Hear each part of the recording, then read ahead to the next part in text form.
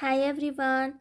In this quick tutorial, I will show you how to highlight the text in a PDF file using the Journal app.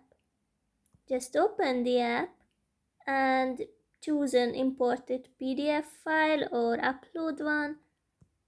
Click on its page and now choose this icon on the top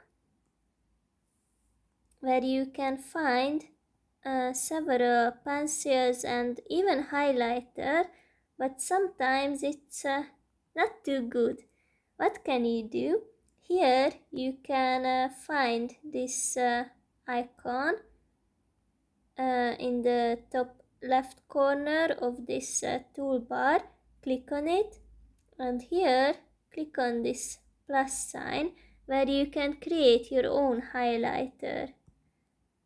Click on this here, this highlighter, and then adjust the size the way you like. Choose a color, and then what is really important, minimize the opacity. Then it will be transparent and your text remains visible. Click on done and let's try it.